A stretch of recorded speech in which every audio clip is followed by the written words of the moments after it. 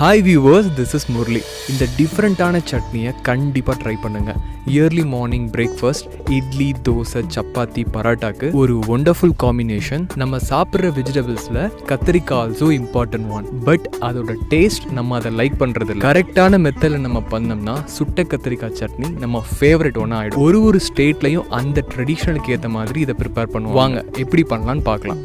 ஒரு big size கத்திரிக்காய் ஃபுல்லாக ஆயில் அப்ளை பண்ணி ஒரு 5 to 7 minutes நெருப்பில் நல்லா சுடுங்க. அதோட ஸ்கின் நல்லா கருகி வெடிச்சு வர நேரத்தில் அதை எடுத்துருங்க. ஒரு பெரிய சைஸ் கத்திரிக்காய்க்கு 2 சின்ன தக்காளி. இந்த ரெசிபிக்கு நம்ம புளி யூஸ் பண்ணாதனால we can take தக்காளி. 2 to 3 minutes தக்காளியும் நல்லா சுட்டி எடுத்துட்டு நார்மல் வாட்டரில் அதை போட்டுருங்க.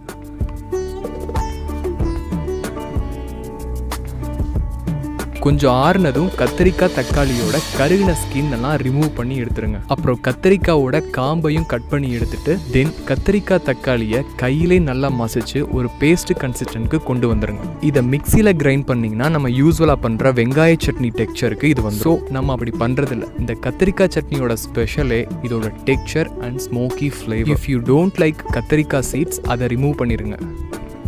ஒரு பேனில் ஆயில் சூடானதும் அதில் 1 டீஸ்பூன் கடுகு, 1 டீஸ்பூன் உளுந்தம் பருப்பு, 1/2 டீஸ்பூன் ஜீரகம், அப்புறம் ரொம்ப பொடியாக கட் பண்ண ஒரு பிக் சைஸ் ஆனியன். வெஸ்ட் பெங்காலில் ஃபர்ஸ்ட் டைம் நான் இந்த சட்னியை டேஸ்ட் பண்ணப்போ ஆனியனை குக் பண்ணாமல் கத்திரிக்காய் பேஸ்டோட ஆட் பண்ணி சப்பாத்தி கூட சாப்பிடுவாங்க. ஸோ இங்கே ஒரு 40% வெங்காயம் குக் ஆனால் போதும். அது கூட பொடியாக கட் பண்ண 4 பல் பூண்டு, காரத்துக்கு 3 பச்சை மிளகாய், இது கூட salt and 1/2 teaspoon turmeric powder. இதில் வேற நம்ம எந்த ஸ்பைஸையும் ஆட் பண்ண போறதில்ல. ஒரு 2 minutes நல்லா குக் ஆனதும் நம்ம ரெடி பண்ணி வச்சிருக்கிற தக்காளி அண்ட் கத்திரிக்காய் பேஸ்டையும் இது கூட மிக்ஸ் பண்ணி 2 to 3 minutes நல்லா வதக்குங்க. டெக்ஸ்சர் கொஞ்சம் வாட்டரியா இருக்கணும்னா you can add some water.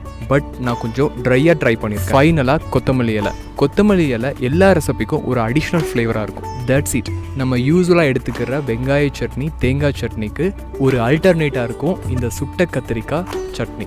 ரொம்ப simple recipe. You can have with idli, dosa, chapati, பராட்டான்னு எது கூட வேணாலும். If you like this recipe, like, share and subscribe.